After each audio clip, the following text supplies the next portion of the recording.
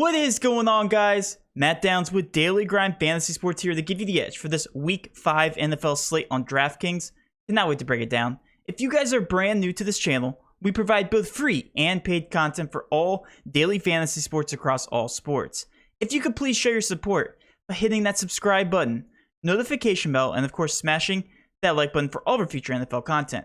If you would like to know more about becoming a better DFS player and taking down that big GPP, head over to www.dgfantasy.com. On dgfantasy.com, we give you cheat sheets for every major sport, along with ownership projections, actual projections, and strategy for every single slate. We also cover optimal cash plays as well as preferred GPP plays and stacks for specific contest sizes. We do the dirty work for you. We are also currently partnered with Fantasy Cruncher, the best optimizer in the industry. When signing up for our $30 package, you also get a $20 credit to use towards any Fantasy Cruncher product. We provide the best value in the industry. And now let's go ahead and dive right into this NFL Week 5 slate here with Kevin. Unfortunately, TJ won't be able to make this video.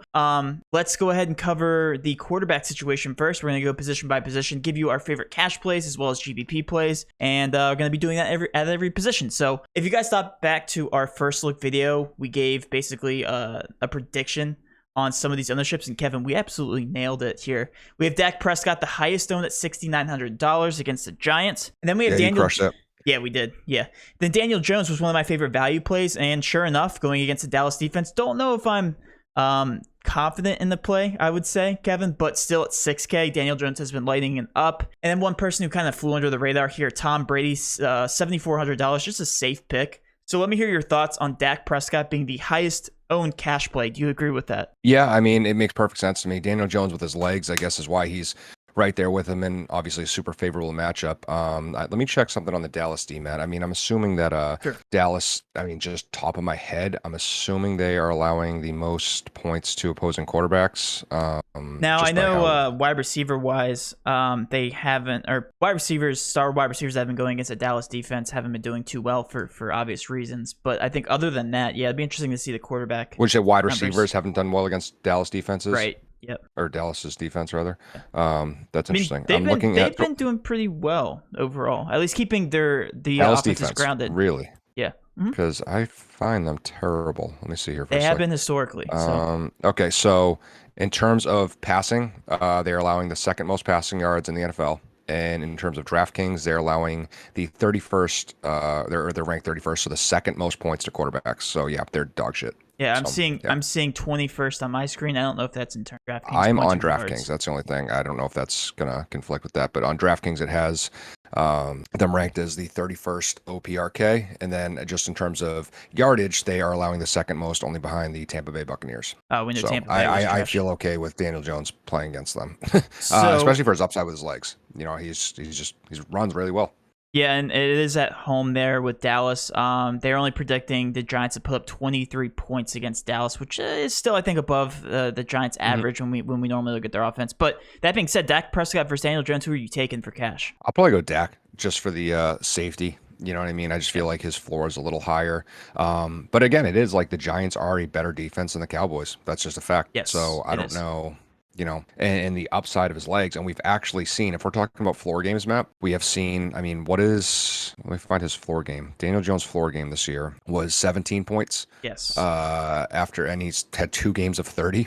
So something and to he performs consider. better against worse defenses, which makes no sense. It doesn't make any sense. Now, Dak is amazing, but he did have, and granted, it was a pretty ugly game, but the Chargers, that was a very ugly game for him. Yeah. Yeah. You know, all Zeke and Pollard on that game. So, I mean, if you don't have to do anything, you don't have to. But yeah, generally, Dak Prescott's going to be doing a majority of the scoring in terms of offense. But yeah, I agree with you. Dak Prescott, the obvious choice. We already talked about this, and I think we're just kind of reiterating the point here. Dak Prescott is the most obvious option on the slate. Going down the list in terms of GPPs, Kyler Murray will continue to be my favorite overall option on any slate in terms of raw points because based on what he's been doing. Against San Francisco here, 8K. We know that Kyler Murray at this point is pretty much matchup proof, Kevin. I think you can put him in that category now with Patrick Mahomes. As weird as that is to say out loud, Kyler Murray's been absolutely crushing it, and even without D-Hop as his primary target. So love him at 8K. I think he's one of my favorite GPP options. Going down the list here, we have Kirk Cousins against Detroit. Is also pretty high on the list here in terms of ownership. These guys are like basically one-offs off of Dak Prescott and Daniel Jones. So that's one thing to note. Kirk Cousins, a fantastic option as well, also has a pretty high floor at this point, and actually the Vegas total has risen. I believe he was at 27.5, so that's risen 2 additional points. Minnesota is 10-point favorite, so if that game still stays relatively close here, Kirk Cousins should definitely eat with all those offensive weapons. Now, Dalvin Cook is questionable, so that will impact his performance just a little bit because we know Dalvin Cook is heavily involved in that passing game as well. But going down the list again, Trevor Lawrence is also not that far down, and I did predict that.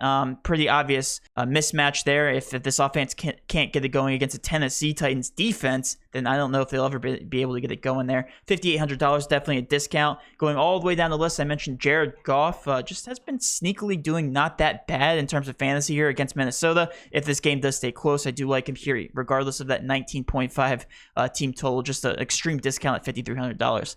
So those are my favorite GPP options. The majority of them are pretty chalk. Not really any of these other options stand out to me.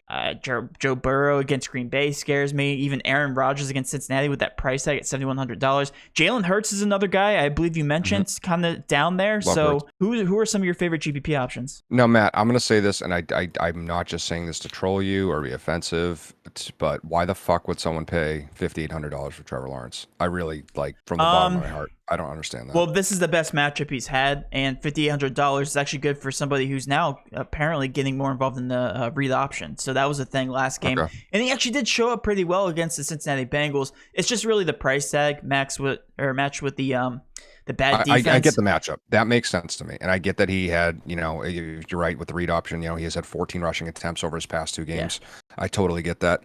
I'm just looking at a guy that has put up pretty not solid numbers, and just a guy that has 5 touchdowns and how many picks? 7? Something like that? Yes, 7. So, I mean, I don't know. Maybe I'm just overreacting a little bit, but this is also a $400 price increase from last week after, we haven't really seen much since week 1 against, the Texans are a terrible defense. Titans are a terrible defense. So maybe, there's more of the same. So I guess that makes sense to me, but it's still, when he's $200 off Daniel Jones, knowing what Daniel Jones is doing that's why he's higher, right now. And that's why he's a GPP play. But yes. Yeah. Yes, I do think Trevor Lawrence has to get it going this week. Like I said, this is a pretty much must-win game for Jacksonville for Urban Meyer's sake and for this offense as a whole to have any kind of momentum moving forward. So that's why he's a GPP option. In terms of floor, Matt, do you think Justin Herbert at 6,800 could be better or comparable to Dak at 6,900? Where's Justin Herbert? Against Cleveland now. I like Dak Prescott a lot more, honestly. Okay. I know with the ownership, that Cleveland offense is so good and so good at slowing down the game. Running the ball. It's a scary team. Yeah. It's a scary team. It really is. Just a face. I feel like they're in a lot of teams' heads when they actually play. I mean, Baker Mayfield paired with those 2 running backs, it's got to be the most annoying offense to face. just to see them stay on the field the entire game. It'll be interesting to see if Justin Herbert can do anything against him. But yeah, I do like Dak Prescott against the Giants a lot more, in my opinion. Yep, but, that makes sense. I was just curious because Justin Herbert is just such a high floor player, but I get what you're saying 100%. So is Jalen Hurts your favorite GPP option, that being said? Yeah, probably. It's just, the matchup isn't my favorite, but we did just see Dak go ham on him and talk about a high floor upside with his legs. I mean, how many rushing attempts does he have? Let me do some quick maths here. I believe he has 34 rushing attempts through 4 games, which is crazy. And he's looked awesome as a passer too. I think he's looked actually really phenomenal. He's cleared 300 yards in his past 2 games. Obviously, again, this isn't as favorable a matchup, but his floor is 22 points right now through 4 games. So love Jalen Hurts. Yeah, I got a lot of questions on whether the start Jalen Hurts and just in terms of overall floor potential. League-wise. At this point, you can't hate it. I drafted him and Dak, Matt, so I'm a happy little. Oh yeah, you are. Well, guess what? I streamed Sam Darnold this week. I actually like him, just in general, based on what he's been doing. There's no reason to hate. I think we put the one thing you said to bed about him not being the most talented quarterback. I think the $6,600 though could be more of a GPP option. Do you like Jalen Hurts though a lot more in that game? But yeah, I think that's pretty much in everything here in terms of GPPs. All right, let's move over to the running back picture here. Derrick Henry, for pretty obvious reasons here. If you thought he was high owned against the Jets last week, he is now higher owned against the Jacksonville Jaguars, who he only got an $200 price increase? Yeah, $200 price decrease. Derrick Henry. Yep. Yeah, he's 9K. He should be a staple in pretty much every cash lineup. He can burn you. I did say he had potential to not go out and drop 3 touchdowns last game, which I was technically right. Still scored very, very well. Don't get me wrong. But in this game, he has potential to put up 150 yards, 3 touchdowns. I don't think there's any way to sugarcoat that. This is a fantastic matchup. This will be a lot of Derrick Henry, especially if Julio Jones does sit. I don't think he's official yet on sitting. Let me just scroll down. Yeah, I don't think we have an official word on that. But Derrick Henry at $9,000 is the highest owned cash option. Najee Harris. This actually surprised me, and I get it. We talk about Najee Harris every single week to this point. The amount of receiving attempts that he gets, the amount of times he touches the ball in general, and the amount of times he's overall on the field, Kevin, is insane. However, this is not a favorable matchup against the Denver Broncos. They're only projected to score 21 points against this team. So, again, 3 of those touchdowns might be to all Najee Harris, but $6,900, that did surprise me. Leonard Fournette is not as surprising, though. We just saw what JT did against the Miami Dolphins defense. Leonard Fournette next in line here, $5,200, an extreme discount. And then James Robinson, $6,000, another guy that we mentioned in the first look. For obvious reasons, bad matchup there. Very good matchup against the Tennessee Titans. So let me hear it. Who are your favorite cash options out of those guys I just mentioned? So, Matt, lots to unpack here. I love what you're saying about Najee Harris. I think the passing upside is just, I mean, if you're looking at how this guy's scoring, again, super unfavorable matchup. We know Denver has a great D, great run D. But we're looking at the pricing and we're looking at what he's doing, that something's not adding up. For him to be sub 7K, if you're going to overreact to, not to skip ahead here, Matt, but if you're going to overreact to players like DJ Moore and Mike Williams and what they're doing and still have them well over 7K now, like DJ Moore's $7,500, Matt. He's playing great, no problem with that. But is it an overreaction to someone who we didn't expect to do this well? Sure. I don't want to say necessarily an overreaction. Let me put it this way. Whether it pans out or not, it's a big overreaction. You know what I mean? And looking at someone like Harris, who's doing the same shit in 20, 32, 22, and to have him still under 7K as a running back who actually, that puts him as a higher floor than these players and probably a very similar ceiling, it doesn't make sense to me. Even against that defense, doesn't make sense to me. So I love Najee Harris at 6,900. Makes so much sense to me, Matt. Looking Derrick friggin' Henry. So I was a huge proponent heading into last season, heading into his 2K season, Matt, of Derrick Henry being an awesome draft pick because what he did on the ground and how they wanted to get him more involved in the passing game. Okay.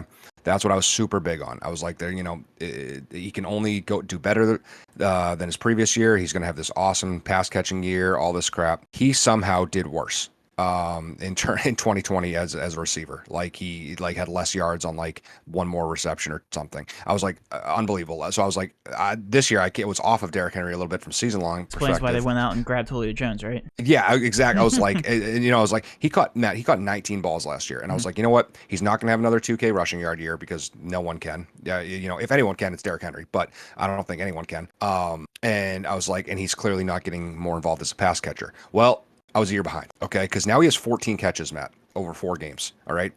He's 5 catches short of how many he had last year. You know what I mean? He's starting to catch some balls. Now, he's not CMC. He's not Dalvin Cook. He's not Saquon. But he's got, like I said, 14 catches over 4 games. That's going to add up, and that's going to make his floor even higher on someone who totes the ball 30 times a game. Right. So that's the only thing that always scared me about Derrick Henry in cash is just his floor, because if he's not having a great rushing game or they stack the box, it's not like he's going to be this prolific pass catcher like a Najee Harris, who's, at 6,900, that makes more sense to me just because of his floor for cash. Right. But Derrick Henry catching balls is, and in this matchup, it almost seems like a trap game. Like, how could Derrick Henry not have a bad game against Jacksonville? You know what I mean? Yes. Or how could he have a bad game? How could he not just absolutely clear 25 points easy? Do you see, you're more obviously well versed with the Jaguars. Do you think there's any world where he doesn't clear 25 points? There's no shot, Kevin. This defense has gotten worse as the years progressed for the trades they've made and stuff. Not only that, historically, Jacksonville, again, if you're in the narratives, they suck against Derrick Henry. Some of his biggest highlights are all against Jacksonville Jaguars. I remember like a couple 90-yard runs that stick out. And the one where the 2 stiff arms in a row and he just like trampled a couple players. Yep, that is the quintessential Derrick Henry run that I remember, Matt, is the one where he just the double stiff arm. Yeah. Oh yeah, and this defense is the worst I've ever seen. It is. I've said this. I tweeted this. This is the worst time to be a Jet. This is the worst it's ever been, and that is really with the Urban Meyer stuff. with just how bad the defense is, with Trevor Lawrence knowing that he's not happy at the moment. I just know for a fact, just seeing how happy he was when he got drafted, and then now progressively seeing him every single game on the side. Like, yeah, it's not trending in any direction I want him to. So this is the worst the Jaguars have been, and the worst mentally Derrick I've been Henry, as a Derrick Henry Jaguars pisses. fan. Yeah, I'm sorry. there's no Matt, reason not to. We give you some crap here, but I am a Jags fan, and I hope they turn it around. Yeah. I don't think it's going to be against Derrick Henry though, so I agree with what you're saying. It's not. They can still win this game. It's only a 4-point spread, but Derrick Henry is going to be this entire offense. It doesn't help that AJ Brown is still out and Julio Jones is questionable. If he doesn't play, then Derrick Henry all the way. It's going to be all Derrick Henry. Speaking of the Jags, we got James Robinson at the 4th RB spot right now in terms of ownership. Any thoughts on him? I mean, he's still carrying pretty healthy ownership. If you look at these top 4 guys, Henry's smoking the ownership. The next 3 guys are pretty close, and then it's a big drop off. So, I mean, between James Robinson, Fournette, what are you thinking between those two? Yeah, so here's the thing. In terms of Fournette's upside, I wasn't a huge fan in previous weeks, but we just saw a 20 attempt carry performance here against the New England Patriots. I don't know if that continues, but if that is a thing, Fournette, I'm all aboard the Fournette train, especially in this matchup here versus Miami, and I think he has similar upside to James Robinson. Do I think he gets 20 attempts again? I think it's very unlike Tom Brady's offenses in the past. I don't think that happens again. But that being said, I think James Robinson does have a little bit more upside. If Carlos Hyde does sit again, because Carlos Hyde was the thorn in James Robinson's side in terms of snap counts, it was all James Robinson last game against the Bengals. They didn't even utilize whoever Dyer, our third stringer guy is. They didn't even utilize him whatsoever. They used him like on a couple drives here and there. But it was all James Robinson. So if what's his face does sit again, I really do like James Robinson to be the bulk of this offense at 6K. You're thinking back to last season, Kevin, where he was that offense he was what, mid 7Ks when he was the focal point of the offense. So yeah, 6K is an extreme discount here on James Robinson. So I do prefer James Robinson over Leonard Fournette. Yes. Yeah, very favorable matchup. Like I said, it's the read option. So that's the reason, another reason why they've been doing really well there. And I think they will continue to do that. So. And you think that helps, his upside a lot, as you see. Like I said, how many carries did you say Trevor Lawrence had over the past 2 games? Did I say 14? That's a lot. 14 over 2 games. I mean, that's obviously no, you're right. And look at James Robinson's production during that time. Plus, also, he played Denver. He played some good defenses beforehand. I definitely think horrible, so. Yeah, no, I like, and Arizona's got a really good defense right now, and he played, he scored 25 points. I think James Robinson I agree everything you said. I mean, I'm very familiar with the Bucs and the Patriots, obviously being a New England fan, and how Tom Brady runs schemes and stuff like that. And I'll tell you this, I believe in the talent of Leonard Fournette. I'm not a big Ronald Jones guy. I think Leonard Fournette is far above and beyond in terms of talent. They're now realizing that. I think they should have realized that a long time ago. I don't know why, Ronald Jones still got a touchdown, right? I don't know. They believe in something there. But I will say this. I think that was a flash in the pan. I don't think he does that consistently. I'm not saying he can't do it again. That might be the highest. 4 to 20, like that's. Yeah, that's what I'm saying. That might be the highest amount of totes he gets in a game. I mean, he'll probably have another one of those randomly off game script or something. I mean, the Pats, we have a great secondary. You historically beat us through the run. Maybe that had something to do with it. The game ended up probably a little closer than they wanted to. They had to kill some clock. They trust Fournette. Good ball security. I think again, game script is a big part of it, Matt, and. I do think that that was a flash in the pan. I like James Robinson more than him in terms of cash. I agree. You're taking a smaller discount here with $800, but I do think it's worth it with the upside that James Robinson presents in this matchup. Going down the list, DeAndre Swift was another guy I liked. He should be playing, should be good to go at 6.1K. He started out fantastic this season, then kind of dropped off, had some bounce back games. It's kind of been all over the place. But yeah, in terms of PPR upside, do like his matchup here versus Minnesota, playing from behind, which they should be. Damon Williams is still on the board here. Without, why can't I think of his name? Without Chicago running back, David Montgomery. Goodness gracious. Yeah, David Montgomery, $5,600 now here for Damon Williams. Has a fantastic matchup versus the Raiders. They are technically the worst, according to Fantasy Cruncher, against opposing running backs. I don't know if that's true, but I know that they're very bad. So, Nick Chubb, also way down here at $6,700. I know that you don't like him, but let's see what his ownership is, 2.2%. So that's insane. Has potential if it is a Nick Chubb game. You know how much I love Nick Chubb. Love him as a runner. Just the upside in GPPs, Matt, will scare me forever. And a couple noteworthy injuries to pay attention to that will affect this entire slate as a whole. We have Joe Mixon, who should not play based on what happened last game versus Jacksonville. Could barely walk. I don't know how he plays in this game. Pirine at 4K. that is not a smash spot versus Green Bay, but it's fantastic value. If he clears 8 points, that's all we need him to do. Should get a heavy dose of Purine there. Was he 4,400, Matt? He's 4. Exactly 4. 4. Yeah. 4,000. Yeah. You can't really look away from that as much as he sucks. You know? Yeah, Purine sucks. Throw him in. Yeah, there's that, and then also Dalvin Cook is trending towards a worse direction. High ankle sprain is what we're looking at here, which is not good. Could be another Madison day against Green Bay or against Detroit. That's a smash spot. That's a crazy smash spot. So love that if Dalvin Cook does end up sitting again here, $8,400. Regardless, he's a fantastic price tag if he plays. They could just be benching him because they're playing Detroit. I don't know what the deal is there. Maybe get some health back there on his ankle. All right, switching over to the wide receiver. Oh, sorry, I skipped over your GBP plays. That's okay. Who am I missing? I mean, there wasn't any too many I missed, or that you went over that we missed too much, Matt. Yep. I agree with everything you're saying. There's a couple things to monitor. I should play, but where is he? I have him on my team. He's my flex. The We're Cardinals running back. Now I'm blacking out. Edmonds. Chase Edmonds, shoulder injury. He should play, but he did set out, I believe, Wednesday. If somehow he sat, James Conner is a thorn in that side anyway. Touchdown monster. I think he got 2 last game, right? 2 touchdowns. Yeah. He's got back-to-back 2 touchdown games, Matt. So just a thorn in the side. So if he ever got full carries, it's so crazy. I mean, both of them can eat. I have Chase Edmonds, like I said, as a flex, Matt. It's very frustrating because I can't take him out. Matt, he's the most consistent running back in football right now. Yeah. Like in terms of just floor to ceiling, like 13, 14, 14, 20. Like, you know what I mean? It's exactly. The offense is so good. He's such a good pass catcher. His ceiling is so low because of obviously Connor and Murray and their legs and what their upside shows. But just something. But if he sits, then Connor gets a huge bump, obviously. Aaron Jones, and I'm just looking at the ownership, him and Eckler. Eckler's back, Matt. Just straight up, Eckler's back. He's the one who boned me last week, and kept me out of my my win. But I can't hate on Austin Eckler. I'm a big Austin Eckler guy. Dude, he's amazing, and his pass catching ability, he's so consistent, and his ownership is just really low. I mean, he just dropped 33 points, Matt. I don't quite understand that, his ownership there. And then Aaron Jones, one of the biggest boomer bust candidates for fantasy. What you want to see for a GVP play is a guy like him at 5% ownership. I don't really understand that. Aaron Jones is going to have his flop games, and he's going to have his 45-point games. It's what he does every single year. So I just don't understand him carrying that low ownership. And it looks like he's more involved this year in the passing game.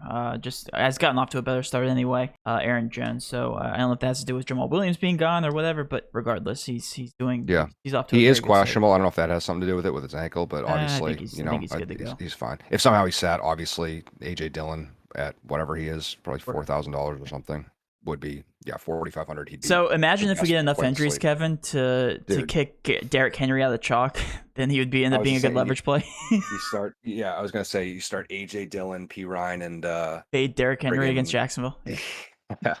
That won't happen. I think he'll still be chalk regardless. 100%. Real quick before we move on, Tampa Bay Bucks offense overall or Arizona Cardinals?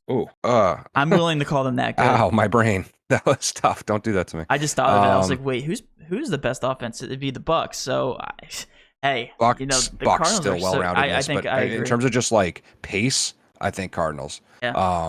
And then the other thing we got to talk about, man. I haven't talked about it, and you know how much I'll dick ride him is Chris McCaffrey. Anytime, I remember last year he came off an injury. What for those 2 games he played, and then obviously hurt something else and was gone. He came in at this price tag, and I was like, yes, send it, full hammer, send it. And he dropped 36 points or something stupid. His ceiling is so. He's projected right now in PPR, Matt. In season long. I don't know. I'm just smiling looking at all of his scores. Highest projection I've ever seen in my entire life.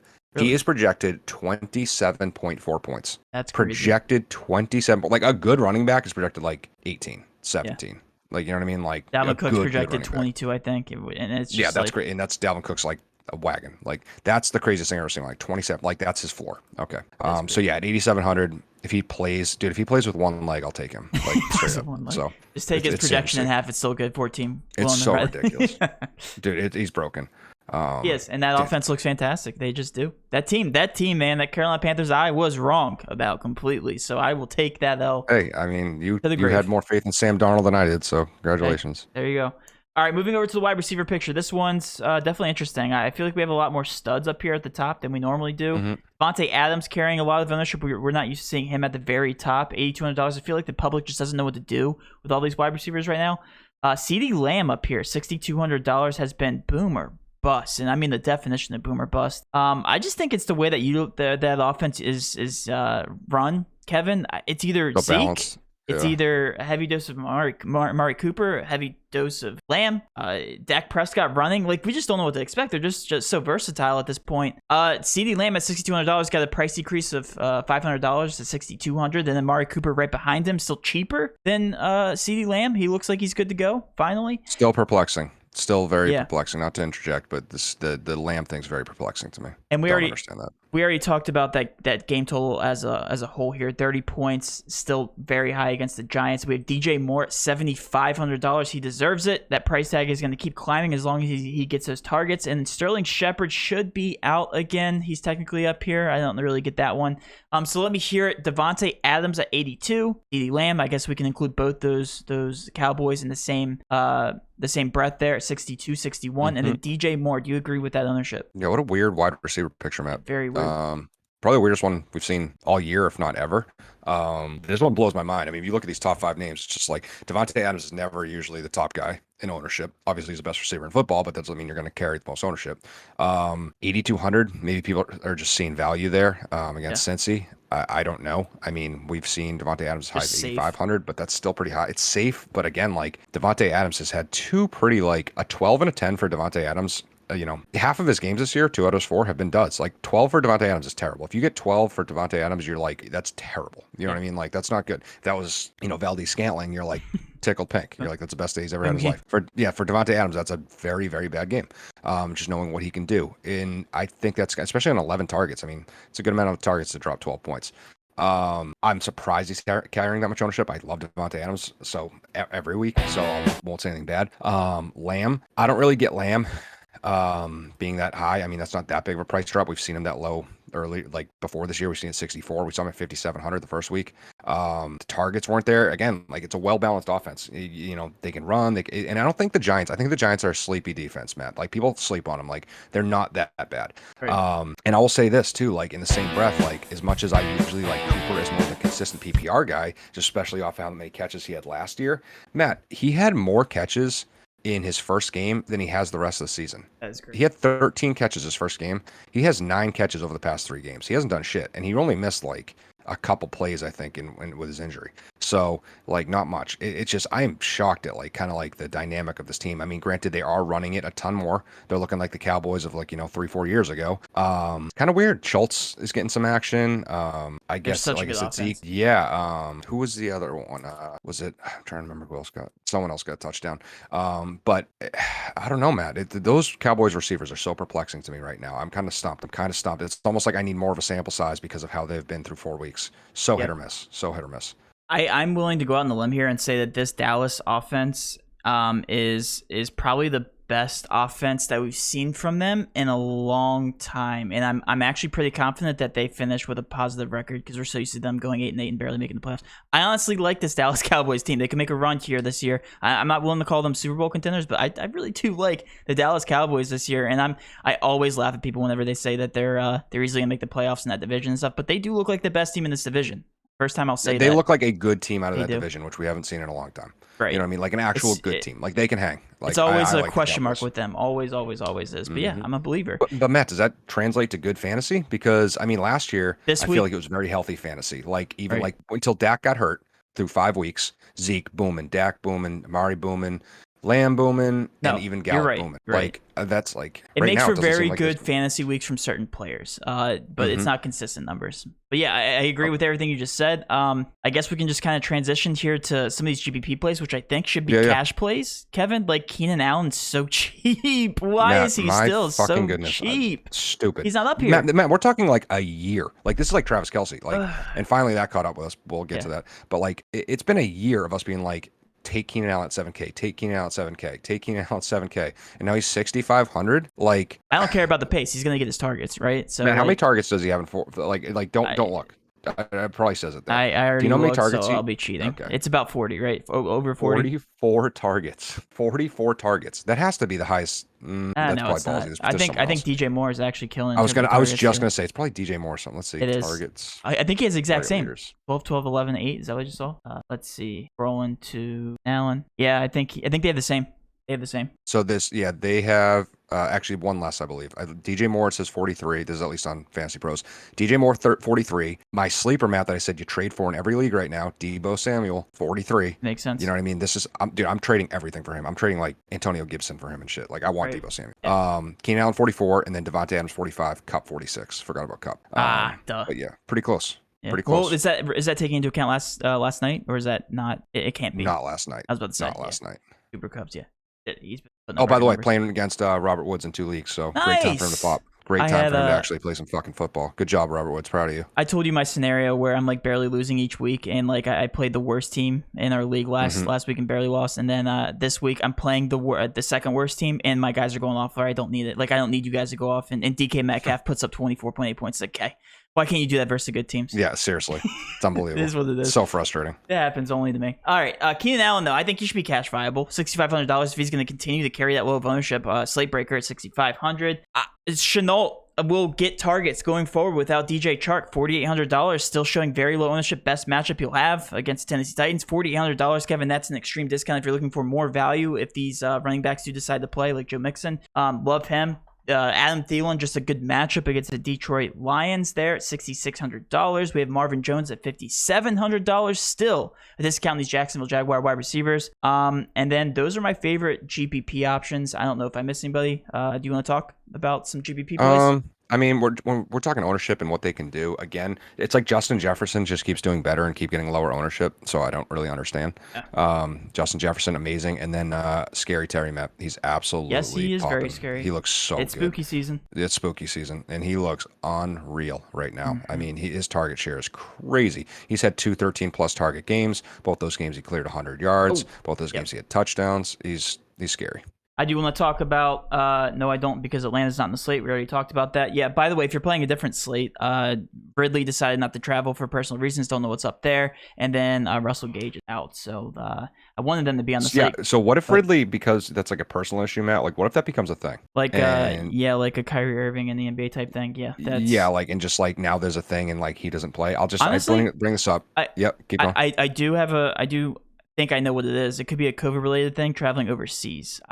That might be it. I want to keep it on the hush kind of. The only Yeah. reason I say that, Matt, is for the viewers too. I want to tell you guys. I have 2 friends. I hope they're listening. One of the funniest bets I've ever heard in my life. Okay. Okay. One of them, they bet $50. Okay. That's a lot. On who would score higher, Calvin Ridley or Gronk. And me and my friend who have Ridley. In general, what? Like so listen. Season? So we thought he meant one game, which we were like, you're an idiot, because it was after Gronk's first 2 touchdown game. We were like, you're an idiot. It'll never happen. And I was like, take that bet. Oh, he took the bet, and my buddy was like, oh, by the way, I mean like season long. And he's like, even better? Like what?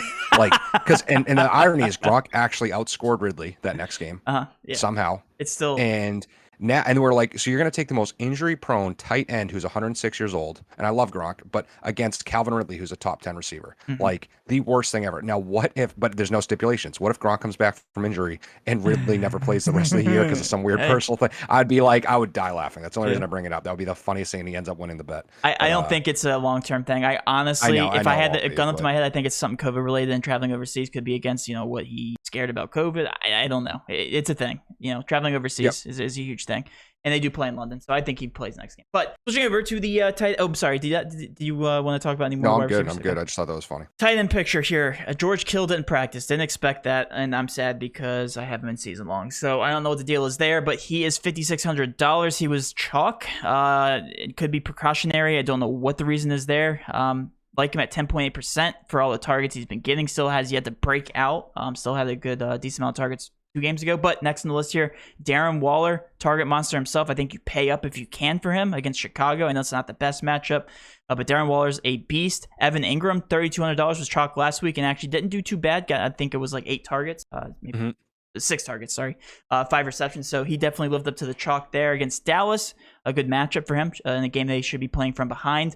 I do have to talk about George Kittle's backup here. I think it was Dwelly who caught a touchdown. Yeah, Ross Dwelly. $2,700 will be chalk if George Kittle does sit, mark my words now, at $2,700 because he needs somebody to run the 97% of routes that he runs every single game. Because George Kittle is that offense. At least him and Deebo Samuel are. They are the only 2 guys with brains playing at that position. And then anybody else you want to talk about, Kevin? Do you agree with that chalk? I mean, so yeah, I took I'm just looking right now. I took Ingram last week, and he actually cleared. He did okay. Mm-hmm. So if you want to punt at the position, I don't think it's a dumb idea. As far as chalk, I think that's good. I think you covered it. Okay. TJ Hawkinson is another option here at $5,500 against Minnesota. I think I could be wrong. I want to say he's doubtful. Doubtful now. Again, keep in mind, guys, we were recording this on a Friday around lunchtime. Limited practice going here. If he is doubtful, then I he wasn't doing much on the field in today's practice. With that in mind, Hawkinson's stats for Sunday's game again could truly be in question. Potential further and weakening of when this wires. They really don't know. Yeah, they really don't know. Hey, if TJ Hawkinson is out, Cephas at wide receiver. I'm telling you guys, Cephas is actually pretty good. Yep. Last but not least, let's talk about these defenses. We nailed this one. Washington football team against New Orleans. I said that just didn't make sense in terms of the game total. 22.75. I know you weren't a huge fan. Eagles next in line here, $2,200. I don't think that's that good of an option against Carolina. We've been talking about Carolina, I feel like, all video. Yeah. And then the Raiders here against Chicago. I think that one makes a lot more sense, but the price tag here is a $700 difference from $2,200 to $2,900. Raiders versus Chicago. Who are you locking in for cash, Kevin? I like Raiders versus Chicago. $2,900 is nice. I told you I like the Texans. I know it's not ownership-wise. I like the Texans versus the Pats. Just because I think it's a safe pick if you're going to punt. Take a full punt. You know what I mean? Like, I don't think the Pats are going to make them go negative. I think the Pats beat them, hopefully. If we don't beat the Texans, then I'll probably just switch to be a Jags fan with you because the Jags are better. Okay, we didn't beat the Texans. The Texans also true. Maybe we'll be Texans fans together. We'll be Texans fans, yes. I do have an Arian Foster jersey. There you go. So, yeah, I love Foster. Big fan. Yeah, I don't know, man. I just think I think that's a safe pick. You know what I mean? Okay. I don't think they're going to get a ton of takeaways or this and another thing. I think it's going to be a boring, low-scoring game. If Bill Belichick's in the win, it's going to be by 7 points. It's going to be 10-7 or 10-3, exactly. Something stupid like that. Something stupid. So I think it's a safe pick. I don't think you're going to win any awards, but yeah. Okay. All right. Like that's going to wrap up our video. We've been talking for 40 minutes now. So, guys, if you did enjoy this video, please do hit that subscribe button, notification bell, of course, smash that like button for all of our future NFL content. With all that being said, have a great rest of your weekend. Let's cash. Good luck, guys.